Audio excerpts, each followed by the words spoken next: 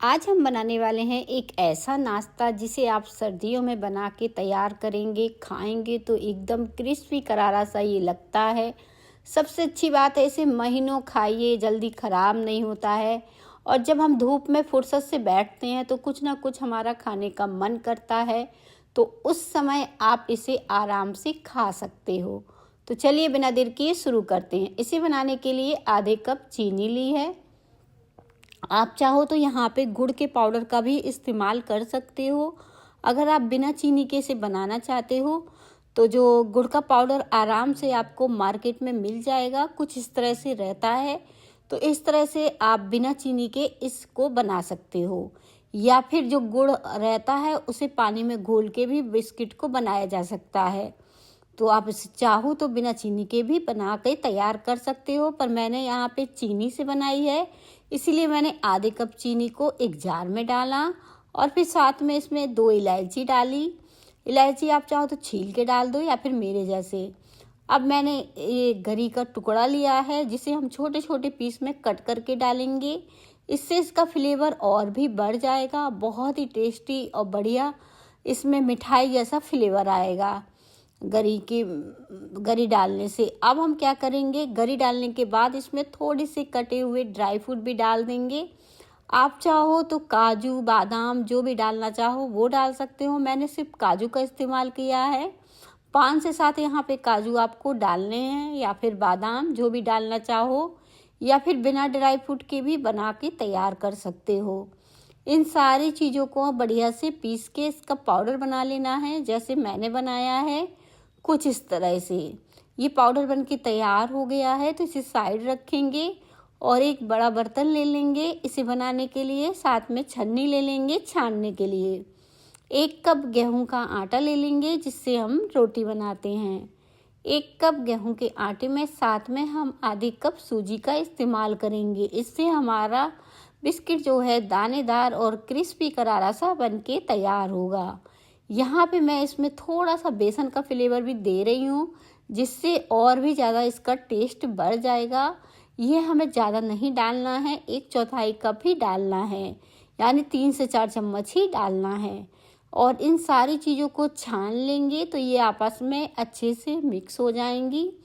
और जब इस तरह से आप इसे बना के तैयार करोगे तो बहुत ही टेस्टी बढ़िया सा ये नाश्ता बन के तैयार होगा, जिसे आप बच्चों के लंच बॉक्स में भी दे सकते हो और सफ़र में ले जाके इसका आनंद ले सकते हो, क्योंकि ये जल्दी ख़राब नहीं होगा।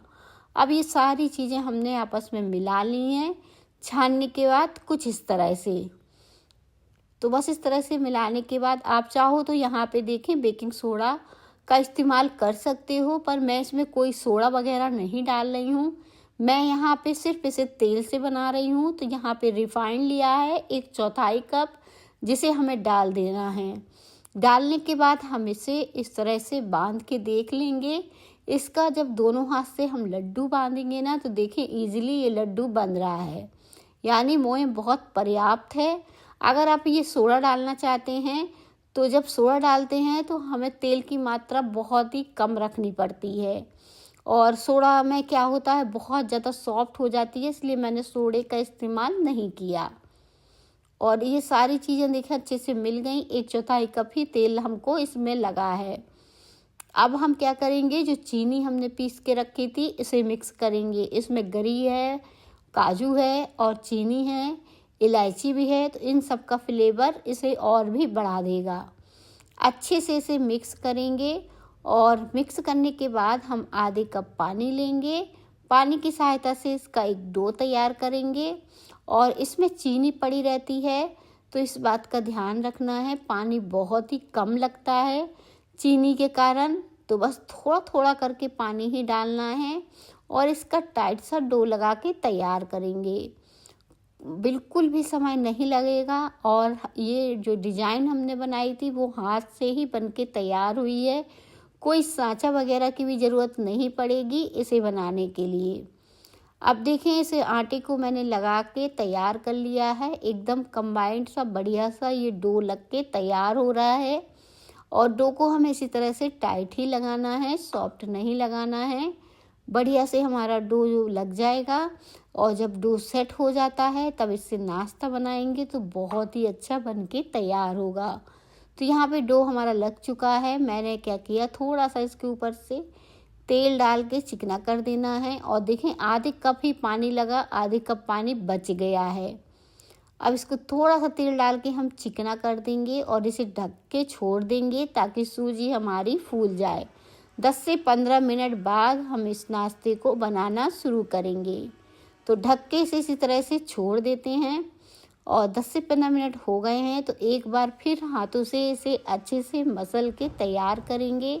इसे हमने अच्छे से मसल के चिकना कर लिया ना तो कोई भी परेशानी हमें नहीं होने वाली है। बहुत ही जल्दी से बढ़िया तरीके का हमारा नाश्ता बनके तैयार हो जाएगा। अब इस आटे को मैंने देखें 3 लोइयाँ तैयार की हैं छोटे छोटे साइज़ की, यानी जितना हमारा डो था उसको हमने बराबर में 3 भागों में बांट दिया है। तो चलिए अब जल्दी से बिस्किट भी बना लेते हैं। एक बार फिर मसल के इसे चिकना करेंगे और इसे रोल कर देंगे कुछ इस तरह से। अब हमें बहुत ही छोटे छोटे बिस्किट बनाना है, एकदम क्रिस्पी करारे, तो हम इसे कट कर रहे हैं कुछ इस तरह से।